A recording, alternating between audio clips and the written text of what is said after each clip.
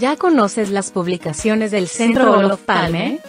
Te invitamos a conocer las relaciones internacionales en el siglo XXI. Escrito por Walter Astia Burgos y María Cristina Rosas. En 15 capítulos aprenderás sobre todo lo relacionado entre relaciones internacionales e historia, guerra y paz, geopolítica, teoría, derecho internacional, política exterior, diplomacia, negociaciones internacionales, tratados internacionales, organismos internacionales y muchos temas más. Adquiere ya las relaciones internacionales en el siglo XXI. Envíanos un mensaje a través de nuestras redes sociales para adquirir esta y otras obras del Centro Olof Palme México. Contáctanos hoy mismo.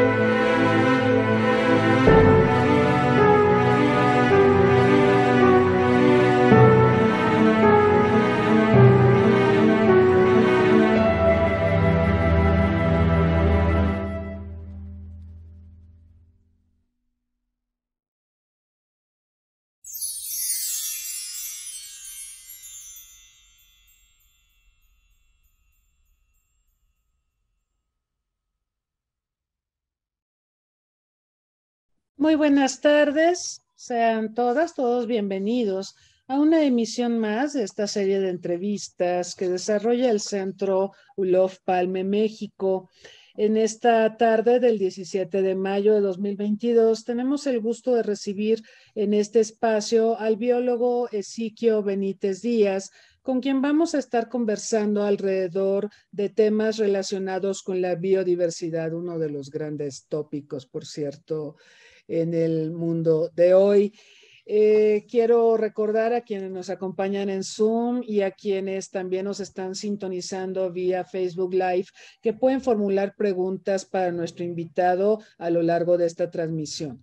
Me voy a permitir, antes de comenzar con la entrevista, presentarles algunos datos curriculares de nuestro invitado. El biólogo Ezequiel Benítez Díaz es biólogo por la Universidad Michoacana de San Nicolás de Hidalgo, con estudios de maestría en la Facultad de Ciencias de la UNAM y de doctorado en la Universidad de Córdoba en España. Es Lead Fellow del Colegio de México, Cohorte 12. Cuenta con 30 años de experiencia en temas científicos sobre biodiversidad y diplomacia ambiental, representando al Gobierno de México en diversos foros internacionales. Actualmente es director general de Cooperación Internacional e Implementación de la CONABIO, donde labora desde su fundación hace 30 años. Además están de manteles largos en CONABIO, está celebrando 3 décadas. Vimos por ahí al doctor Saruján y a varios de los prominentes investigadores que han hecho posible el fabuloso trabajo de CONABIO. Muchas felicidades a CONABIO. También ha sido presidente del órgano de asesoramiento tecnológico, técnico y científico del Convenio sobre la Diversidad Biológica de las Naciones Unidas entre 2018 y 2022. Jefe de la Autoridad Científica CITES de México desde el año 2000. Vicepresidente del Grupo de Especialistas de Cocodrilos de la Unión Internacional Conservacionista para la Región México desde el año 2010. Desde 2002 coordina la elaboración de estudios y estrategias estatales de biodiversidad en 27 entidades federativas de México. Anteriormente coordinó el primer estudio de país sobre biodiversidad de México en 1998. También las estrategias nacionales de biodiversidad del país en el año 2000 y en el año 2016. Igualmente la Estrategia Mexicana para la Conservación Vegetal en 2012 y también coordinó un equipo de temas sustantivos de la Conferencia de las Naciones Unidas sobre Biodiversidad en Cancún entre 2014 y 2016 y la presidencia de la COP13 de la Comisión de Biodiversidad entre 2017 y 2018. Como pueden ver, nuestro invitado tiene una amplísima experiencia en el tema de la biodiversidad biodiversidad. Le agradecemos, por supuesto, su presencia y su tiempo para estar esta tarde con nosotros. Y bueno, vamos a tratar de aprovechar al máximo posible el tiempo y comenzaría preguntándole al biólogo Ezequiel Benítez, ¿por qué es tan importante y preocupante la pérdida de biodiversidad? ¿Y a qué obedece que reciba menos atención que, por ejemplo, el cambio climático? Le cuento, ayer estuve en un evento organizado por las agencias espaciales de México y del Paraguay, y el tema fue uso de la tecnología espacial para mitigar y enfrentar el cambio climático. Y ese era el tema, sí, siempre cambio climático, calentamiento global, etcétera. Y biodiversidad como que no necesariamente recibe la atención que merece a pesar de la relevancia que tiene. ¿Podría comentarnos al respecto, por favor?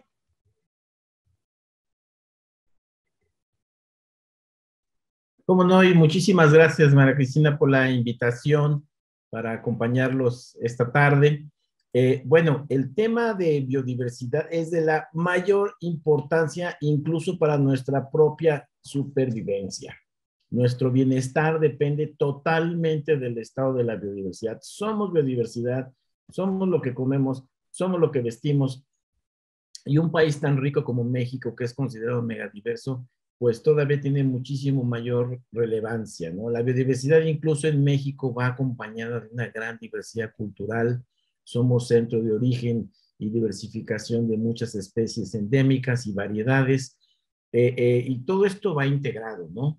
Desafortunadamente ahorita nos encontramos en una situación muy trágica. Desde que está el ser humano en este planeta, nunca se había visto un nivel de pérdida de la biodiversidad y por ende también de una baja en el bienestar de los seres humanos y de las otras especies.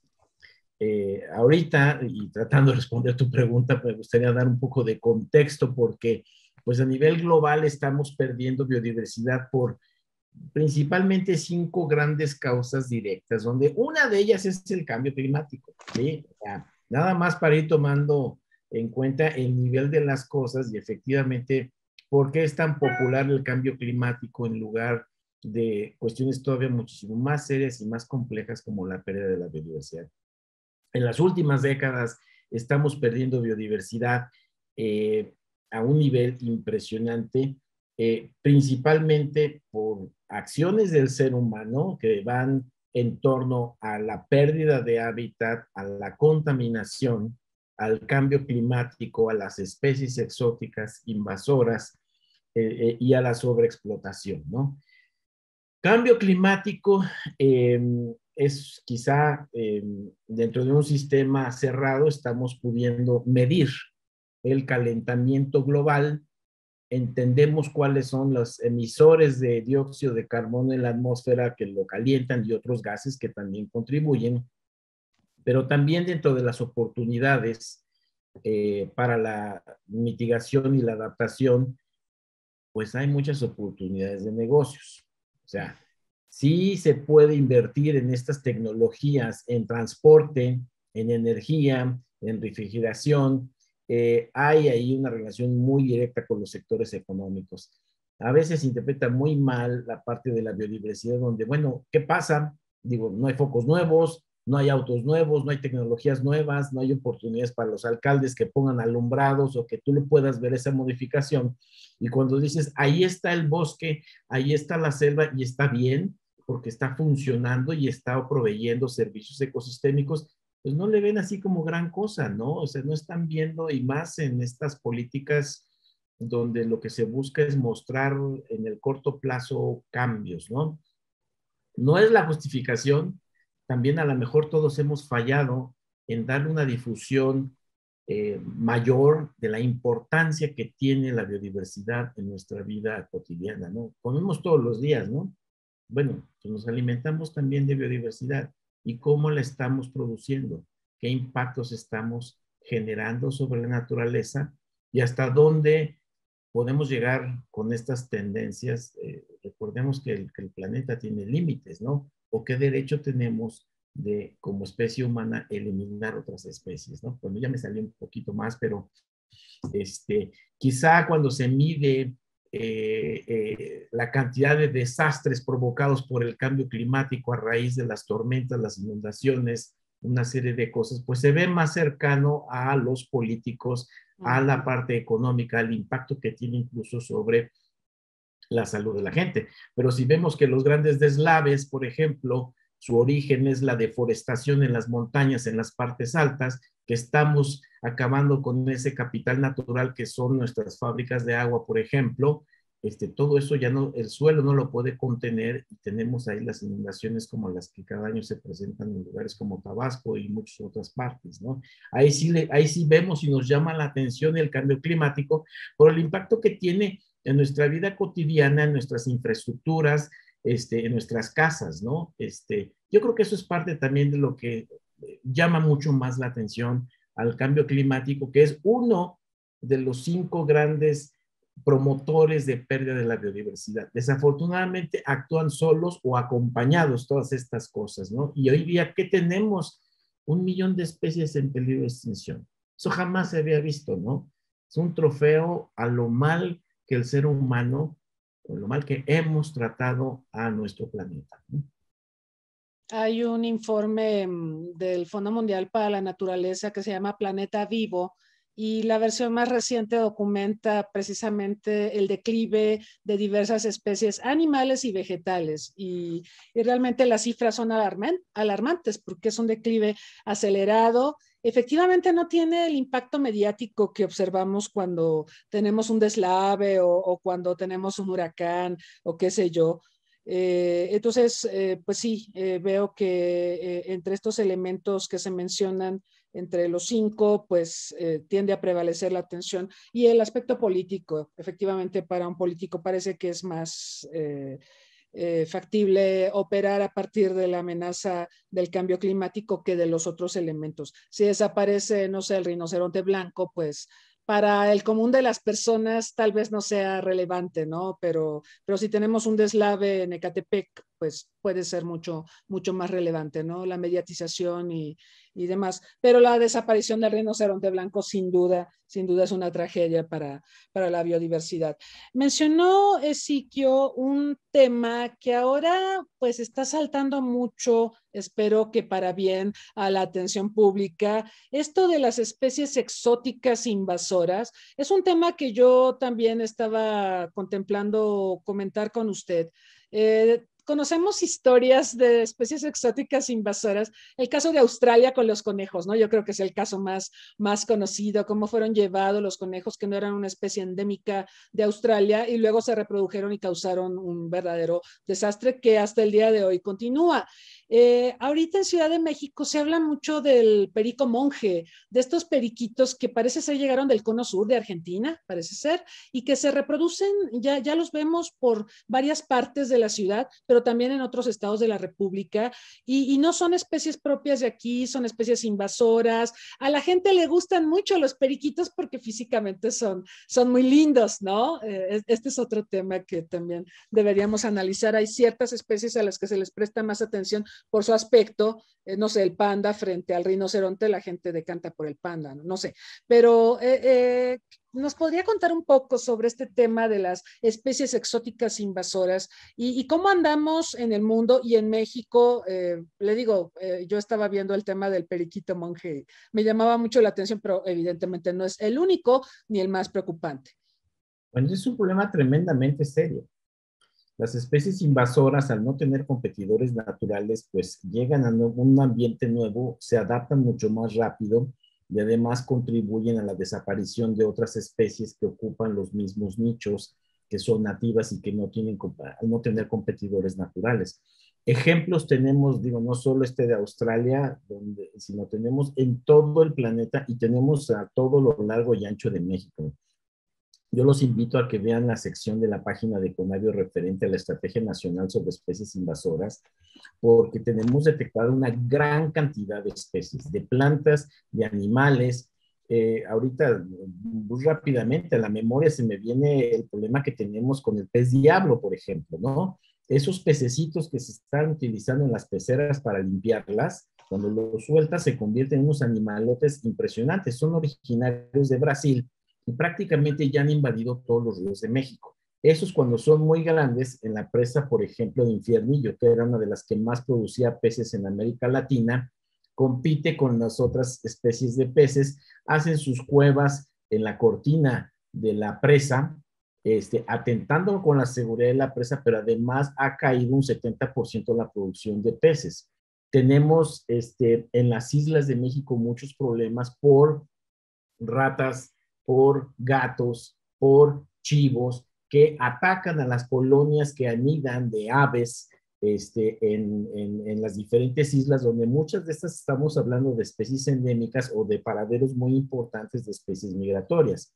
El famoso lirio acuático, pues es una especie que también nos llegó de Asia y ha sido responsable de la eutroficación de muchísimos lagos históricamente. ¿Cuánto gastamos en erradicar el lirio acuático?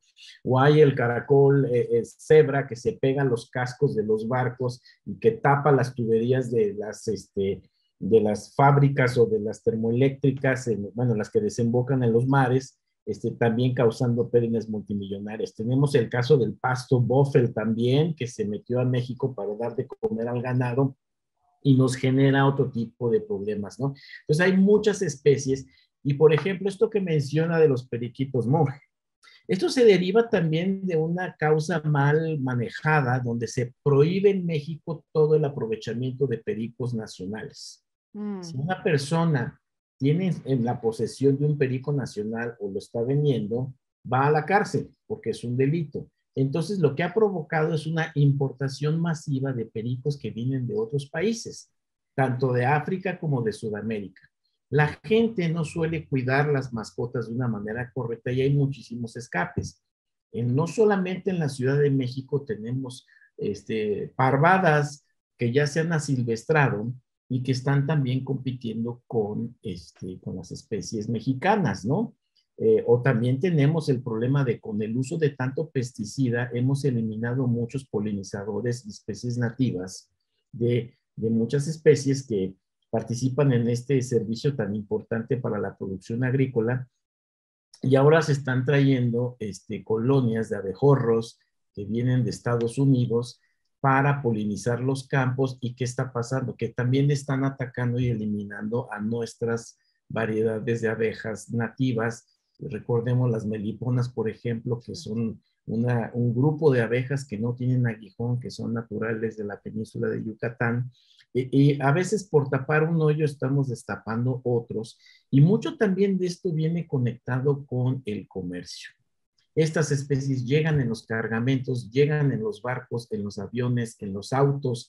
Si vemos que muchas de las carreteras de México hay como un pastito rosita que está por todos lados, esos son dispersados por los semillas y es una especie que viene de Israel, por ejemplo, ¿no? O sea, sí tenemos grandes problemas o amenazas como la palomilla del nopal, que se utilizó para erradicar cuando se convirtió en una plaga los nopales en Australia porque se los llevaron de México, bueno, de Sudamérica para allá, no hallaban controlarlos, encontraron un control biológico, pero el problema es que si esa palomilla entra a México nos da en la torre con la producción de nopales, donde México es el país más rico en especies de opuntias, ¿no?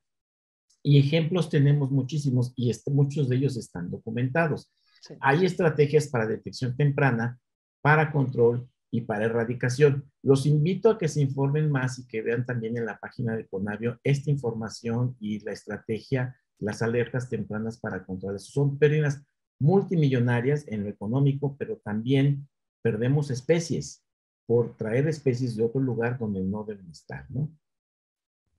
Que de hecho tuve la oportunidad de presenciar un seminario virtual de investigadoras de Conavio donde mencionaban que estas especies exóticas invasoras son una causa muy importante de pérdida de biodiversidad porque efectivamente al no tener digamos, forma de ser equilibradas por las especies nativas, alteran totalmente los ecosistemas. Y bueno, la solución, ¿cuál sería, Siquio? Exterminarlas. Porque en Australia se quiso hacer y desarrollaron la guerra biológica contra los conejos para tratar de exterminarlos, pero yo creo que el daño es irreversible, pero ¿cuál sería la solución? Bueno, son muchísimas las medidas que hay que tomar porque nos encontramos en diferentes grados de invasión, dependiendo el lugar, dependiendo las especies. En algunos se busca evitar la entrada, en otro se busca controlar los impactos, en otro hasta se pueden aventurar a procesos de erradicación. En México ha habido ejemplos muy caros, pero muy exitosos de erradicación, por ejemplo, de ratas, de gatos, de chivos en islas, en las islas del Pacífico mexicano y en otros lugares, ¿no? Ahí son ya actuaciones extremas donde se busca exterminar a todos estos bichos y evitar que regresen.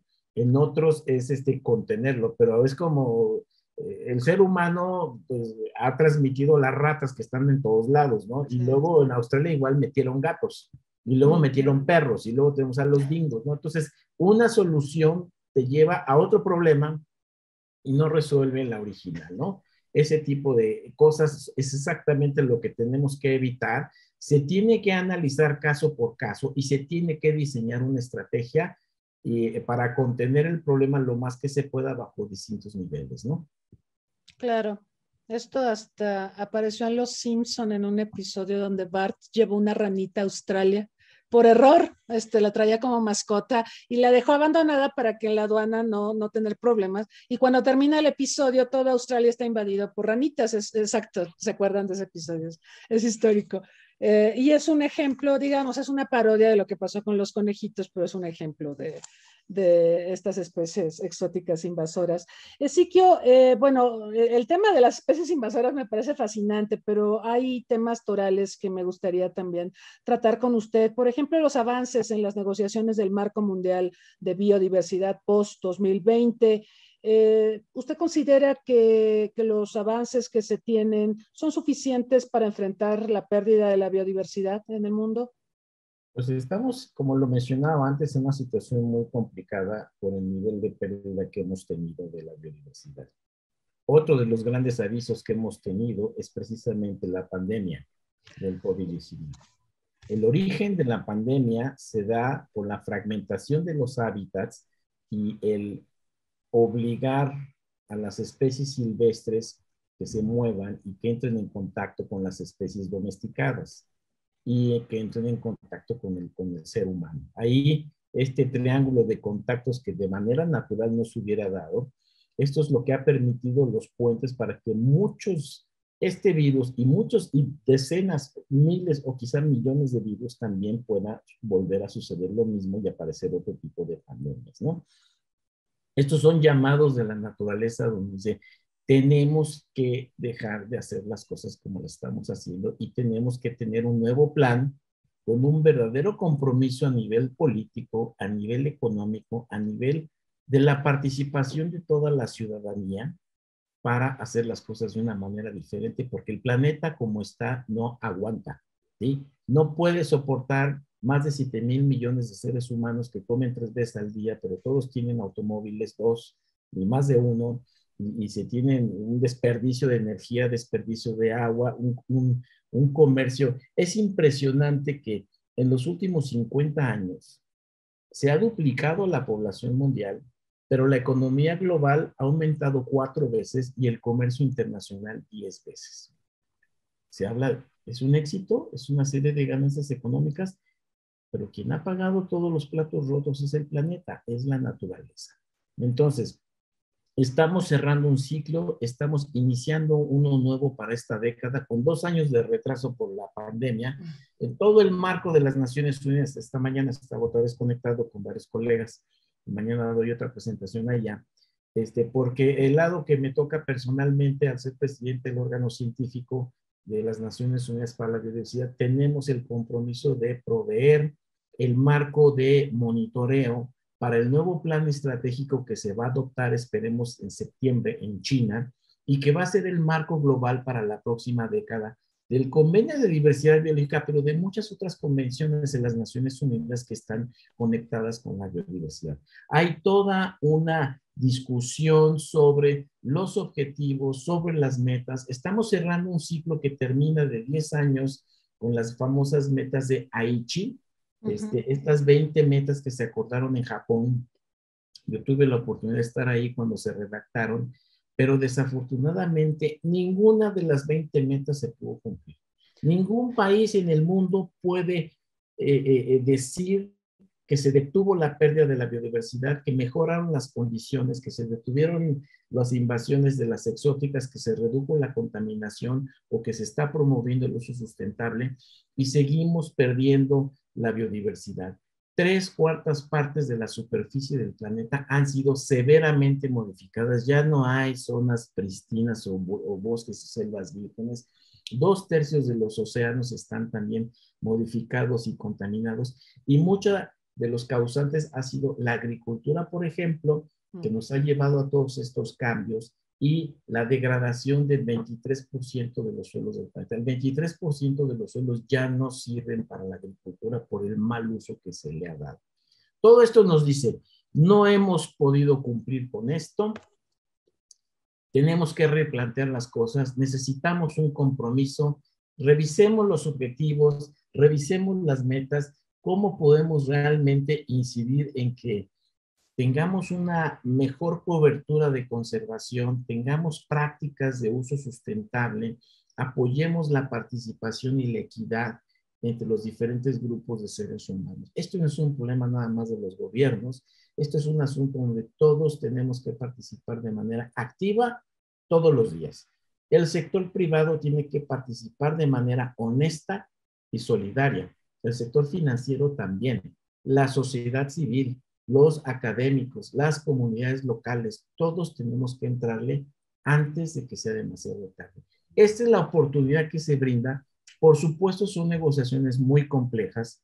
Por supuesto, los 196 países tienen diferentes prioridades y están buscando, bueno, ¿a cambio de qué? ¿Quién me va a ayudar?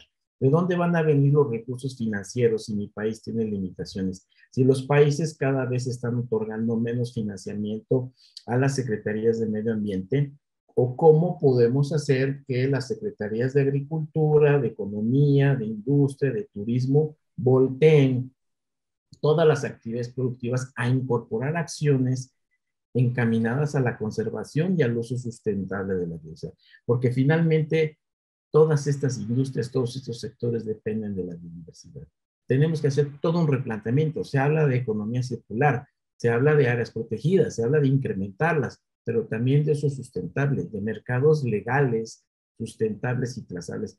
Y tenemos que poner las pilas y echarle ganas a todo el mundo, ¿no?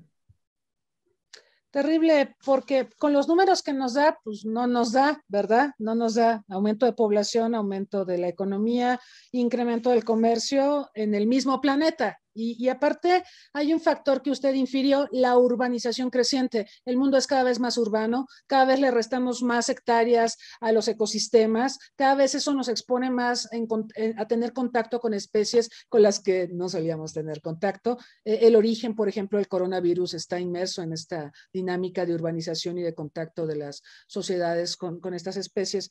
Y bueno, esto vaticina que pandemias como las que hemos vivido, como esta más reciente, las vamos a volver a tener y quizá mucho más intensas y mucho más terribles. Le quiero preguntar, Ezequiel, el papel de Estados Unidos, porque siempre necesitamos liderazgo y necesitamos que pongan la muestra aquellos países que tienen un gran poder y una gran responsabilidad internacional. Por supuesto, está China, ciertamente, pero el caso de Estados Unidos, que con Trump dio un paso atrás en materia ambiental.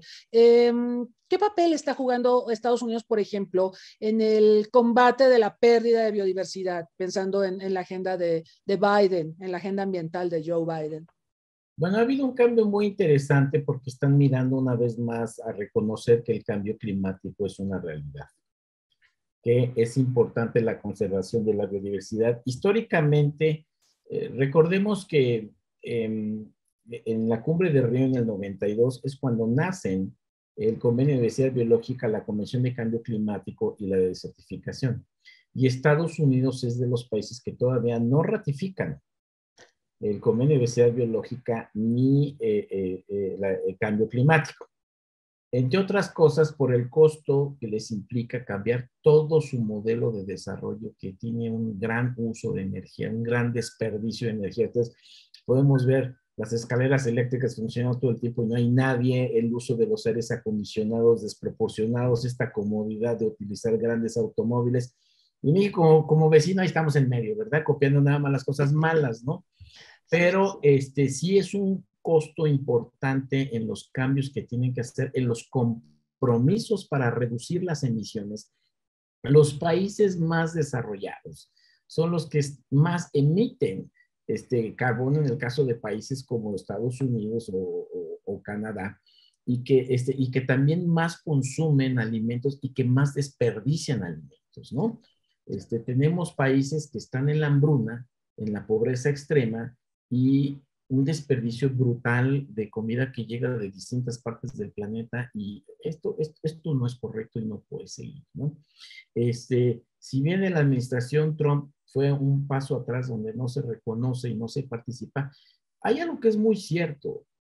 Internamente a nivel nacional en Estados Unidos es de los países que tienen de los mejores sistemas de áreas naturales protegidas, de los que tienen grandes extensiones, controlen sus pesquerías, tienen santuarios, tienen reservas, se aplica la ley. En su parte de territorio soberano, y además de sus colonias, pues hay buenos indicios de gobernanza y de acciones de conservación. Lo que se le critica mucho es que no participa en el contexto global junto con los demás países y que participan activamente en la colaboración. Pero déjame decirle también, Estados Unidos, México y Canadá tienen tratados muy interesantes de conservación de especies migratorias, por ejemplo, ¿no? Hay apoyos para la conservación, hay una serie de actividades. No quiere decir que estén cruzados de manos, quiere decir que no están dispuestos a participar y poner recursos para ayudar, porque hay una proporción en función del nivel de desarrollo sobre las contribuciones que se tienen que dar en estos convenios de las Naciones Unidas. Por supuesto que a ellos les toca una gran tajada para participar en este contexto universal, ¿no? Entonces, ahí se están midiendo las cosas, pero tampoco es que se crucen las manos. Lo que sí es muy interesante es que esta nueva administración reconoce la importancia del cambio climático, que hay que tomar medidas y que hay que iniciar esfuerzos más concretos de cooperación internacional. Esto es una muy buena señal, porque esto activa mucha gente, organizaciones no gubernamentales, a la academia, expertos a que continúen, porque en la manera que estemos utilizando la mejor información disponible, vamos a estar tomando mejores decisiones. Hay mucha información, en México hay muchísima información sobre biodiversidad y se tiene que usar, tiene que estar a través, por ejemplo, de este tipo de programas, llegar a más gente para conocer la situación y de manera consciente y voluntaria hagamos las cosas mejor, ¿no? Claro, y tomar conciencia de que también podemos hacer mucho desde nuestras trincheras en nuestra vida cotidiana, esto de la basura, por ejemplo, el uso del automóvil, tantas cosas, ¿no? que podemos hacer y a veces no lo calibramos, no nos damos cuenta. Conavio cumple 30 años, lo comentábamos hace un momento, está de manteles largos. ¿Cómo marcaría usted, cómo vería los logros de Conavio y sobre todo ya pensando a futuro, qué futuro le depara a Conavio? Bueno, ha sido un viaje muy, muy interesante. Yo tuve la oportunidad de empezar hace 30 años con el equipo inicial, éramos 5 personas las que empezamos de tiempo completo a soñar, a ver la importancia de la biodiversidad, a crear una estructura que tenga una columna vertebral de información confiable que venga de las instituciones académicas, de los museos, de las colecciones, y cómo esta información primero nos da una idea de cómo estamos, de la riqueza biológica que tenemos, y después han sido 30 años una evolución del desarrollo de herramientas bioinformáticas, del desarrollo de plataformas digitales, del uso de mapas, del uso de imágenes, de telemetría, el darle un valor agregado a los datos para que se conviertan en información. Y mucho de esto ha podido incluso transitar en la elaboración de políticas públicas, ¿no? Como la Estrategia Nacional de Biodiversidad, o estados que han documentado su biodiversidad en procesos participativos, que han desarrollado estrategias estatales de biodiversidad, porque la realidad de lo que está pasando en Yucatán es muy diferente de lo que pasa en Baja California o de lo que pasa en Michoacán, ¿no? Cada estado, cada gobierno tiene también que ajustar las políticas de sus gabinetes para promover esta conservación y el uso sustentable, por el bien de la vida en sus estados y de la población de los seres humanos, ¿no? Entonces, Conavio ha sido un protagonista en acceder a esta información, en integrarla, en ponerla a disposición de toda la ciudadanía y de manera gratuita, de hacer un trabajo de traductor e intérprete, de estar hablando con los académicos que generan la información en prácticamente todas las universidades e institutos del país, pero también de estar hablando con el gobierno federal, con el gobierno estatal, con el gobierno municipal, en un lenguaje que los políticos tienen que entender. Sí, porque no va a llegar con 2 libros así, porque pues lo van a usar para acomodar una pata rota de la cama, ¿no? O sea, no tienen ni el tiempo, ni ni por qué estar escuchando 48,000 nombres en latín. Y Conavio parte de esta traducción e intérprete con los políticos, pero también con las comunidades locales y los pueblos indígenas. El conocimiento tradicional en México es fantástico, tremendamente diverso y muy asociado y muy arraigado a las especies que hay en las diferentes partes de México, ¿no? Entonces, el sistematizar el conocimiento, vamos a llamarle occidental, el conectarlo con el conocimiento tradicional, pero también estas herramientas que nos ayudan a crear escenarios, a poder estimar cómo una especie invasora se puede ir colando o cómo una especie podemos regresarla a una reintroducción en el hábitat más adecuado, o cómo podemos estar monitoreando cómo nuestros manglares los estamos perdiendo en un lugar y ganando en otro lugar, o podemos estar monitoreando las mareas rojas, podemos estar monitoreando todos los días los incendios en México, que es una de las grandes amenazas, porque los incendios inician un ciclo tremendo de pérdida de la biodiversidad. Hay quemas que son a propósito y después de un incendio se llevan la madera, luego lo convierten en zonas de cultivo, luego cuando ya no sirven los dejan como potreros y es un proceso de degradación y de fragmentación, ¿no? O cuando tienes que priorizar, cuando tienes 10 incendios al mismo tiempo, ¿a dónde vas a mandar las ayudas? El calificar y decir, esta es una zona muy importante porque tienes especies endémicas o que están en peligro de extinción sobre unos matorrales o unos pastizales, pues ya te ayuda a los pocos recursos con los que se cuentan, canalizarlos de una manera más eficiente. Esto, y junto con plataformas para niños, con plataformas ahora de la ciencia ciudadana, donde todos con nuestros celulares podemos ayudar a documentar el estado de la biodiversidad y ayudar con datos que adquieren calidad de investigación a seguir apoyando proyectos, también es uno de los grandes legados de lo que Conavio ha hecho para México, ¿no? Es reconocido el ejemplo de Conavio como una de las mejores experiencias a nivel mundial. Incluso le recomendaron al presidente Obama en su momento que debería hacer una cosa como estas en Estados Unidos, porque ni siquiera Estados Unidos la tiene. Hoy día México es el país en el mundo que tiene mejor documentada su biodiversidad y de veras necesitamos que esa información se use, ¿no? Y se consolida. Septiembre es un mes importante para Conavio. ¿Cómo ve, Ezequiel? Pues sí, estamos en un momento de una transición donde hemos vivido 30 años bajo una figura de una comisión intersecretarial por decreto presidencial. Están cambiando las cosas en esta administración y están haciéndose ajustes para, esperemos, continuar trabajando y pudiendo seguir proveyendo la información que se necesita en México para seguir orientando la toma de decisiones en cuanto a conocimiento, en cuanto a políticas y promover el bienestar. Hay mucho. El nombre de Conavio es la Comisión Nacional para el Conocimiento, que yo creo que 30 años han sido muy buenos para avanzar, y uso de la biodiversidad.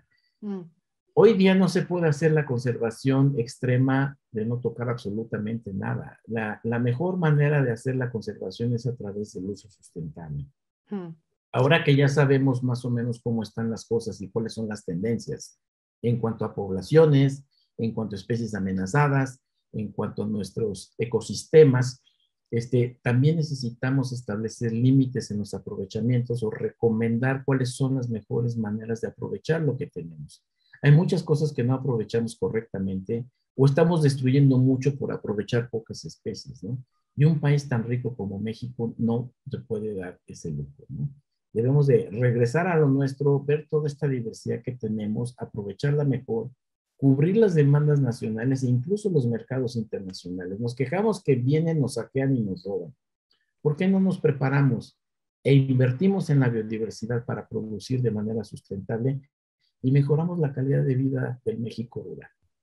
Ahorita es una zona de expulsión de gente que se van a las ciudades u otros países, cuando debería ser un área de oportunidad de desarrollo y de vivir mejor. Hace mucho se decía que era muy bonito vivir en la provincia, ¿no? Sí tenemos una gran acumulación de la población en las zonas urbanas. Hay mucho trabajo que hacer también en las zonas urbanas, con las zonas verdes, con las zonas azules, y cambiar la manera. O sea, las ciudades son aspiradoras de recursos y de servicios ecosistémicos y ni siquiera se enteran de dónde vienen, ¿no? Dejemos de estar cada fin de semana o 15 días llenando los autos de ir a los grandes almacenes que producen alimentos superprocesados que vienen de todas partes del planeta con una huella ecológica tremenda, y analicemos qué es lo que consumimos cotidianamente, de dónde viene, cómo yo puedo ayudar a mi economía local, cómo puedo utilizar mis especies nativas, cómo puedo diversificar mi dieta para que sea más sana, y además ayudar a los nuestros, ¿no? En vez de comprar agua que viene del otro lado del mundo en una botellita así, con una huella ecológica, porque no sé si llegó por avión o si llegó por barco, y mejor ayudemos a la conservación de nuestros bosques, que son nuestras fábricas de agua, para que todos vivamos mejor, ¿no? Con ese tipo de ejemplos podemos hacer muchísimas cosas como ciudadanos, ¿no? Claro. Entonces, la conclusión sería que Conavio, esta Conavio ni Obama la tiene, ¿no? ¿Se acuerdan de esas frases? Ni Obama la tiene. Ni Obama la tiene. No la tuvo, no la tuvo. Y no la tuvo, no, ni Biden la tienen. ¿Cómo fortalecer institucionalmente a Conavio? ¿Qué políticas y acciones contemplaría usted al respecto? Yo creo, bueno, por supuesto que hay muchas maneras, ¿no? Y no solamente es la parte presupuestal, que urge tener un presupuesto más estable que permita regresar a la época en la que Conavio podía financiar proyectos para seguir llenando el rompecabezas del conocimiento de la biodiversidad de México. También el seguir incidiendo en las políticas, nos consultan mucho también en opiniones sobre la legislación, hacia dónde debe de ir evolucionando para crear ese sistema, que necesitamos como institución también seguir llegando a más sectores de la sociedad, como lo mencionaba, con las comunidades, con el sector académico, con las organizaciones de la sociedad civil, con los distintos niveles de gobierno, municipal, estatal, federal, incluso a nivel internacional, pues tenemos una gran actividad. Conavio durante muchos años ha sido quien ha dado la cara por México y ha participado activamente en las negociaciones, en el seguimiento de acciones que pues deben de ser implementadas a nivel nacional por todas las instituciones de gobierno, ¿no? O sea, una cosa es el seguimiento, somos los que mejor enterados estamos, los que vemos las oportunidades, los que proveemos la información. Incluso la opinión de México es muy respetada a nivel internacional, porque América Latina sigue la opinión de México porque está informada, y en mucho, bueno, Conavio ha estado apoyando las delegaciones de México en esta parte de la diplomacia internacional, ¿no? ¿Cómo puede ser de datos de un pajarito que están escritos en una etiqueta que está en un gabinete de un museo, pueden transitar en todo esto para estar sugiriendo y ofreciendo acciones para una mejor gestión de nuestro patrimonio natural, de nuestro capital natural, ¿no? Eso todavía pensamos que tiene que seguir siendo apoyado en Conavio, para seguir generando más conocimiento, para aventurarnos más en la parte del uso sustentable, seguir incidiendo en políticas, y más aún ahorita que se va a adoptar el nuevo plan estratégico, el tener la plataforma con los indicadores para medir los avances de México en cuanto al cumplimiento de este nuevo plan estratégico post-2020, que será el marco mundial para muchas convenciones de las Naciones Unidas, y el compromiso que pues, México tiene como país, ¿no? Claro, claro. Y en este sentido, bueno, ya tenemos algunas preguntas. Seguimos invitando al público a formular sus comentarios y preguntas para nuestro invitado. Pero en esta línea, todas estas negociaciones que se llevan a cabo en la materia, ¿cómo podría ser México un actor clave en los debates sobre el convenio de la biodiversidad biológica, considerando que el sector ambiental en general, e incluso, hay que decirlo, en Cancillería, no tiene una masa crítica, salvo usted, por supuesto, y quizá un par de personas más, pero no tiene una masa crítica en la materia? ¿Cómo podemos avanzar en este tema? No, México está avanzando y además tenemos un orden y una disciplina porque las delegaciones de México se preparan a través de la elaboración de los documentos que alinean, o sea, dictan cuáles son los lineamientos que sigue la delegación de México, y es mucho trabajo que se hace previo. Por supuesto que la CONAVI con su equipo participa, pero entramos en diálogos con la Secretaría de Medio Ambiente, con la Cancillería, se analizan de manera sistemática todos los documentos previos a las reuniones y se ve cómo se va a organizar esto. Y ya, pues en mucho dependiendo de la disponibilidad de presupuesto, de las oportunidades. Ahorita, por cuestiones de austeridad, las delegaciones de México son más pequeñas que anteriormente, pero eso no quiere decir que vayan descobijadas, ¿eh? O sea, se tienen los lineamientos con las instrucciones producto de los diálogos, del análisis de la información y de acuerdos entre las diferentes comités, incluso intersecretariales, para analizar qué es lo que México va a llevar en los diferentes foros internacionales, ya sea vía la Semarnat o vía nuestra Cancillería. Hay oficio diplomático, por supuesto, si pudieran todas las cosas que hemos librado de situaciones complicadas como país, pero bueno, esto es parte pues, del trabajo que tenemos que hacer y que seguiremos haciendo hasta ad infinitum, esperamos. Formidable.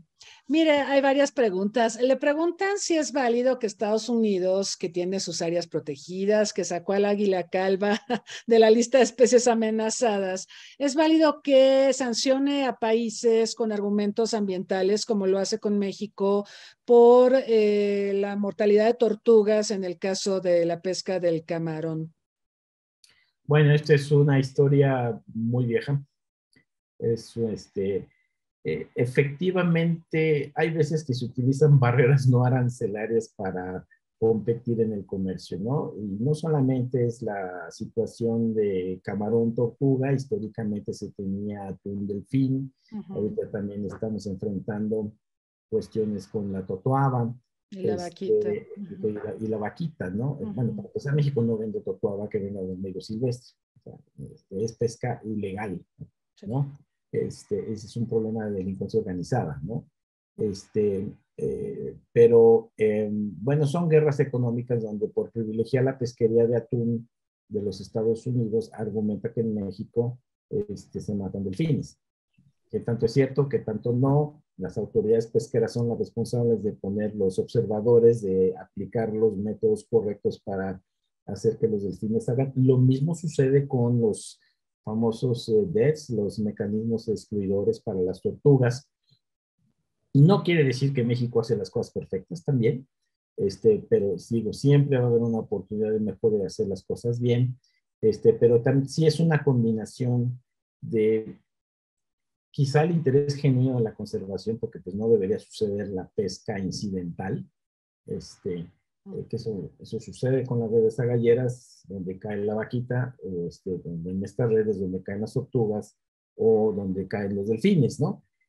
Sí tenemos que mejorar, se necesita invertir, se necesita mayor capacitación y los límites ahí pues están, son dudosos, ¿no? Yo creo que sí hay una parte de interés genuino en la conservación, pero también hay intereses comerciales que buscan privilegiar las pesquerías del país vecino, ¿no?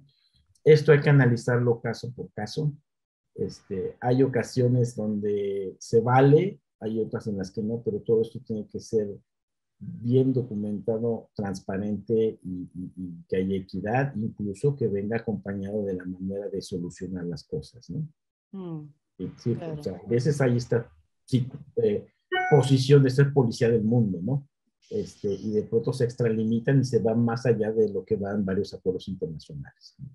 Sí, y también la agenda comercial internacional, pues ya incorporó los temas ambientales, entonces por ahí puede haber estos roces, ¿no? Estos choques a veces. Gradualmente en los tratados internacionales comerciales se están incorporando más elementos ambientales y esa es una buena señal. Ujú. Hay trabas que se dan en las negociaciones a nivel mundial porque ponen a los tratados internacionales por encima, a los tratados comerciales por encima de los ambientales. Cierto. Y se tiene que trabajar de manera conjunta. Este, eh, el, la, el beneficio económico per se no puede ir por encima de los límites de la naturaleza, por favor, ¿no? Claro. Y entonces sí, hay muchísimas cosas que, bueno, se le llaman externalidades a estos impactos que se están teniendo sobre la gente y sobre el medio ambiente de una cadena productiva donde compra un objeto con un precio, pero ese precio no refleja el costo que tuvo para el planeta. Así es. Entonces tenemos que internalizar todas esas cosas en la cadena que se produce ese objeto, ver cuánto generó de contaminación, si tiene metal, si tiene fibra, si tiene plástico, si tiene, bueno, ¿qué pasó todo ahí atrás? Lo que uno paga por una cosita de estas, por un teléfono como estos, la huella ecológica que tiene es brutal. Y eso no lo están pagando en el precio. El costo es mucho mayor. Es Y cierto, por eso el planeta está colapsando, ¿no? es cierto. Sí, porque tomamos los recursos, pero alteramos obviamente todo el entorno y lo destruimos y lo contaminamos. Y es muy difícil volver al statu quo ante, o sea, la devastación continúa Por y un por más lado que es limpiemos. comodidad Ujú. y por otro también son modas muy tontas, ¿no? Sí. Perdón, pero la gente que consume soya porque cree que con eso ayuda al planeta porque no come carne, no toma leche de vaca, bueno, entre más consuman soya, más se va a seguir destruyendo el Amazonas, ¿sí? Porque allí es donde se siembra la soya transgénica, ¿sí? Y más vamos a seguir teniendo nutrientes que van al océano Atlántico y más sargazo vamos a tener. El problema del sargazo no se arregla recogiéndolo de la playa. Hay que desactivar el origen, que son todos los nutrientes que están llegando al océano y que alimentan el sargazo, ¿no? Entonces, sigan consumiendo más soya, o leche de soya o más tofu, todo eso porque creen que es más sano. No, no es así. Mejor comamos maíz mexicano, o Claro. verdolagas, o quelites, o sea, seamos un poquito más conscientes. O es la moda, o es la comodidad, o es la Mm. desinformación, ¿no? Ahora, también resulta que es más sano comer manteca de cerdo canola, ¿sí? La canola es el aceite, es Canada Oil, es transgénico también, ¿no? Sigamos consumiendo maíz transgénico, sigamos consumiendo aceite transgénico, en lugar de lo que tenemos toda una estrategia comercial, ¿no? Analicemos con mayor detalle el origen de las cosas que consumimos y veamos cómo podemos ayudar a nuestro entorno, a nuestra biodiversidad, a nuestra economía local, ¿no? Mm. Claro, y ahí vemos cómo están vinculados todos los temas, lo ambiental, lo sanitario, lo alimentario, ¿no? Y bueno, por eso es importante una visión de conjunto también. Le preguntan, qué curiosa pregunta, pero qué interesante, si los zoológicos son una forma de contribuir a enfrentar la pérdida de biodiversidad. Ahora cada vez más. Mm. Antes se veía como una situación opcional donde siempre se debe privilegiar la conservación in situ. Tenemos que conservar los hábitats donde las especies se distribuyen de manera natural. Pues ahora ya no es el caso. Digo, sucedió, por ejemplo, con el cóndor de California. Se tuvieron que agarrar todos los poquitos que había en el medio silvestre y meterlos a zoológicos para que se reprodujeran y ya empiezan a hacerse algunas liberaciones, algunas reintroducciones. Hay varios ejemplos en todo el mundo y en México de reintroducción de especies que han tenido que ser criadas en cautiverio. El lobo mexicano, ¿no? Es un caso. El lobo mexicano es otro caso donde los ejemplares que se tenían se resguardaron, se cuidaron, se está aumentando la producción y gradualmente se están liberando en lugares que presentan las condiciones adecuadas para que este pueda regresar, ¿no? Entonces, cada vez más los zoológicos, yo creo que está cambiando la forma en que antes era como una exhibición más morbosa Sí. de la diversidad de especies que hay en otros países, ¿no? O incluso también a nivel nacional. Tenerlos en lugares incómodos, tenerlos en jaulas, pues era un espectáculo bastante desagradable que incluso atenta contra el bienestar y los derechos de estos animales, ¿no? Ha ido cambiando gradualmente con espacios que son más cómodos, pero yo creo que el gran valor de los zoológicos es el conocimiento que se tiene de estas especies, el manejo que se tiene, porque ellos saben cómo cuidarlas, saben cómo reproducirlos y pueden preparar estos proyectos para reintroducción de varias de estas especies. Esto está cambiando de una manera importante. La utilidad y los fines últimos de los zoológicos, también de los jardines botánicos, que además de servir para entretener a la gente, deben de contribuir con proyectos muy concretos en favor de la conservación y del uso también. Ya, muy bien, muy bien.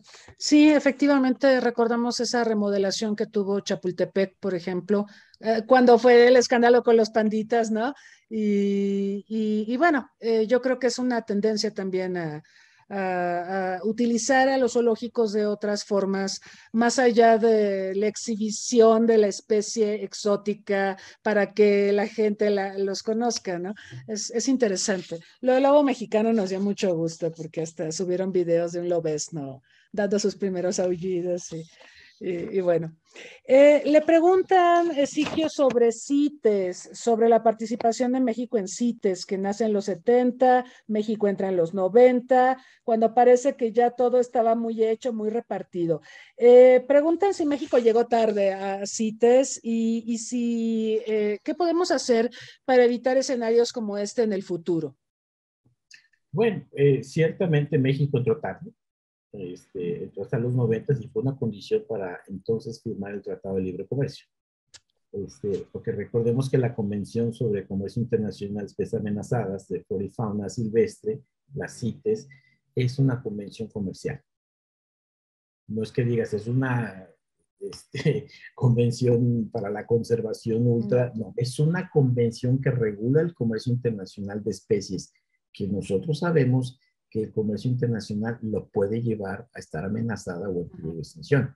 Por eso tienes un apéndice 1 que te dice, no puedes comercializar ningún jaguar, por ejemplo, Claro. porque no dan, o sea, no se puede, no se debe, ¿no? Pero hay otras especies que sí tienes que regularlas con planes de manejo y con ciertos volúmenes, porque si no lo haces, la vas a tener probablemente en peligro de extinción.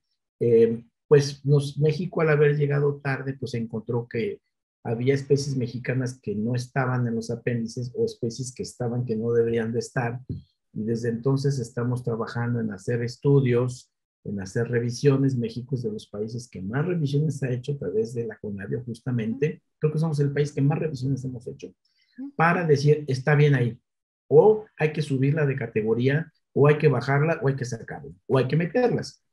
Ahorita estamos justamente en la preparación de la próxima conferencia en las partes en noviembre en Panamá, y justamente hace rato tuvimos una reunión con nuestros hermanos de Honduras y estábamos revisando si apoyan propuestas que México está llevando para incluir especies de tortugas dulceacuícolas para que se regule su comercio internacional, porque sabemos que se tiene consumo en México, pero también sabemos que hay mucha demanda en los países asiáticos y hemos tenido muchos decomisos de tortuguitas de estas, y lo mejor que se puede hacer es empezar a regular el comercio internacional para que cualquiera de estos especímenes que salga del país tiene que ir amparado por un permiso emitido por las autoridades. Eso es como trabaja la convención. Son más de 30,000 especies las que están reguladas, y al paso que vamos, esto pinta muy mal, ¿no? Entonces tenemos que ser mucho más eficientes en la regulación y en el manejo de las especies que nos quedan y que estamos aprovechando todos los días. Muy bien, Ezequiel, nos estamos acercando al final de esta entrevista, pero hay una pregunta un poco pesimista. Le preguntan si la pérdida de biodiversidad es irreversible y hacia dónde nos encaminamos. Y después de su respuesta, pues le voy a pedir una reflexión final, pero a ver si nos comenta qué piensa de esta pregunta. ¿La pérdida de biodiversidad es irreversible? Bueno, La pérdida la podemos medir de diferentes formas, ¿no? Si estamos reduciendo la cobertura forestal, si estamos reduciendo el número de individuos de una especie, la extinción es para siempre, Ok. eso sí, ¿sí? Pero sí, la naturaleza, si le damos la oportunidad, se puede recuperar en gran medida, ¿sí? Estamos también en la década de la restauración. Mucho de lo que hemos maltratado, podemos dar la oportunidad para ir recuperando esta biodiversidad, los servicios ecosistémicos que puede, sí se puede y se debe de hacer, ¿no? Sin embargo, si la extinción es para siempre y es como, yo me imagino un gran muro donde hemos estado saque y saque ladrillos, y si seguimos sacando este muro se va a colapsar, ¿no? Entonces, pero podemos detener el sacar ladrillos o rellenarle un poquito. No vas a poder restaurar al 100%, no vas a poder recuperar muchas especies que ya se fueron, incluso algunas sin que las conozcamos, como seres humanos, sin que las hayamos documentado. Ese es parte del perímetro taxonómico que se le llama. Pero tenemos la obligación moral de detener las causas de pérdida, de fomentar la restauración, la conservación y seguir viviendo de la naturaleza, pero de una manera mucho más armónica, ¿no? Entonces, pues sí, el panorama pinta mal y urge que tomamos acciones. No nos esperemos a que las Naciones Unidas lleguen a un acuerdo. Empecemos hoy, ahorita en nuestras casas a cambiar las cosas. México tiene que hacer lo que tiene que hacer con o sin convenios internacionales. No nos van a venir a decir afuera qué es lo que tenemos que hacer. Sí sabemos cómo hacerlo. Pues ya hagámoslo una vez, ¿no? Pero sí se puede, Siquio, porque, bueno, pensando en la normatividad internacional, nosotros sabemos que, por ejemplo, hay normas jurídicamente vinculantes y hay sanciones para quien no cumple normas, pero está el otro tema, el del soft law, o así lo llaman, el voluntarioso, lo hago si quiero y si no lo hago no pasa nada, no me sancionan. O sea, sí funciona el que voluntariosamente, digamos, vamos a reducir las emisiones contaminantes, vamos a proteger a la vaquita marina, vamos a proteger a las tortugas, el tema de los reptiles, que es un tema pasmoso en nuestro país. ¿Sí funciona el voluntarismo pensando en estos temas? Yo creo que la manera que seamos individualmente cada vez más conscientes de la situación lo tenemos que hacer, ¿no?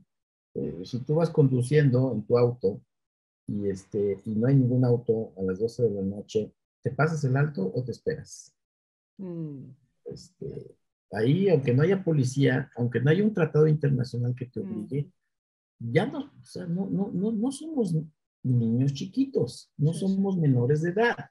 Debemos de comportarnos como ciudadanos conscientes y hacer lo correcto y dar el ejemplo a todos los demás sin que tenga un palo atrás que me esté correteando para darme si me porto mal, ¿no? O sea, ya necesitamos como especie, como ciudadanos, hacer lo correcto, ¿no? Cuando se siguen portando mal, pues para eso está la autoridad, ¿no? Y lo que necesitamos en nuestro país, en la mayor parte del mundo, es recuperar la gobernanza donde todos participamos todos los días activamente. Los jóvenes, las mujeres, las comunidades indígenas, la sociedad civil, la academia, todos tenemos que hacer lo que tenemos que hacer y hacerlo bien, ¿no? Sí, coincido. Recuperar la gobernanza. Una reflexión final, Ezequiel, para nuestros jóvenes que, bueno, se están interesando en estos temas y para que profundicen en ellos y pues ellos son los que vienen después de nosotros y tendrán responsabilidades en la materia. Pues no esperemos a que nos vengan a decir algún día cuándo empezar, ¿no? Ya hay que empezar en este momento, como lo mencioné antes. Tenemos que hacer un acto de reflexión que va más allá de que no pises las plantitas y no te metas al pasto. Y siembra un arbolito. No, tenemos que buscar soluciones de fondo en nuestra vida cotidiana. ¿Qué hacemos con la energía, con el agua, con lo que consumimos? ¿Cómo, ya no solamente cómo molesto menos, más bien cómo puedo ayudar? ¿Cómo podemos ayudar? ¿Cómo podemos hacer que este planeta, que es el único que tenemos, sea un lugar mejor para vivir? ¿Cuánto estamos dispuestos a pagar para irnos unas vacaciones a un lugar lindo? en México. ¿Por qué no todo México es un lugar lindo? ¿Por qué no hacemos lo posible porque así sea, no? O sea, hagámoslo todos los días, informémonos, comuniquémonos. Esto puede dar la oportunidad de que haya incluso diálogos con gente que nunca hablamos. ¿Cuándo hablamos con los vecinos? Tiene que cambiar la manera de hacer las cosas, ¿no? Y empecemos ya. Y aprovechemos especialmente los jóvenes con toda esa creatividad que tienen, con el uso que hacen de las redes sociales. Ayúdenos a utilizar las redes sociales, no solo la denuncia de todo lo que está mal. Necesitamos que nos ayuden a ver buenas noticias que vengan de la biodiversidad y que vengan del medio ambiente, ¿no? Yo estoy seguro que hay muchas iniciativas bien interesantes que están empujando a los jóvenes. Cada vez son súper activos, cada vez están mejor enterados, cada vez son más participativos. Yo los veo, los encuentro en un montón de países, jóvenes mexicanos súper activos que están haciendo las cosas, pero que muestren, que presuman sus proyectos, que cómo están incidiendo en un cambio para que estemos mejor. No nos esperemos, hagámoslo ya. Muy bien, don Ezequiel Benítez. Tenemos que superar también el síndrome pospandemia que nos aisló mucho y nos impidió ser gregarios y trabajar colectivamente en nuestras actividades cotidianas, en el trabajo, etcétera. Hay que superar eso también. Yo creo que es un reto, pero hay que hacerlo. Hay que aprender la lección. Cuando veíamos los primeros meses de la pandemia, la gente se sorprendía porque había cerdos que se metían, o venados u osos, a las ciudades porque no había seres humanos. Cierto. Pero a mí me preocupa que parece que estamos regresando otra vez como si nada hubiera pasado. Así es. Entonces, no. Hay que ver qué aprendimos de esto y hagamos las cosas mejor, ¿no? Sí. Exacto. ¿Y qué podemos hacer para evitar que esto vuelva a suceder? ¿No? Y estar mejor preparados también. Compartir el conocimiento. Me hizo recordar ahora, y le agradezco mucho esta entrevista, cuando conversamos con el doctor Saruhan. Hablábamos mucho de la importancia de lo que es la difusión del conocimiento científico y de hacerlo accesible a todas las personas, porque a veces creo que muchos, yo me incluyo, pecamos en el sentido de hacer reflexiones sobre temas y lo hacemos de una manera muy compleja y no lo hacemos tan accesible, y eso marca barreras que no deberían de existir. Entonces, la difusión del conocimiento, la comunicación científica, yo creo que es toral, y por esa razón le agradezco mucho su tiempo y que haya compartido todas estas experiencias, estas anécdotas tan importantes para nosotros alrededor de un tema que, como decíamos en el inicio de la entrevista, es poco tratado, poco entendido y es tremendamente importante. Es lo que vivimos, es lo que comemos, es lo que respiramos, es el día a día de todos nosotros. Muchas gracias, Ezequiel Benítez. Espero que tengamos oportunidad en el futuro de regresar a algunos de estos temas. Ya ve que el tiempo no nos da, pero ojalá sea posible. Gracias al público que nos acompañó aquí en Zoom y a quienes nos enviaron sus preguntas vía Facebook Live. Los invitamos a seguirnos en redes sociales, y este jueves tenemos el último seminario de esta serie sobre paz, seguridad y desarrollo, donde vamos a analizar el impacto de los conflictos armados en los objetivos de desarrollo sostenible. Un tema toral, un tema fundamental. Ya teníamos impactos de la pandemia, ahora también de conflictos armados, y todo esto se combina de manera fatal. Así que vamos a estar reflexionando sobre el particular. Los invitamos este jueves a las 9 de la mañana. Nuevamente agradezco a nuestro invitado, agradezco a todos ustedes el favor de su atención. Les deseamos muy buena tarde y hasta pronto.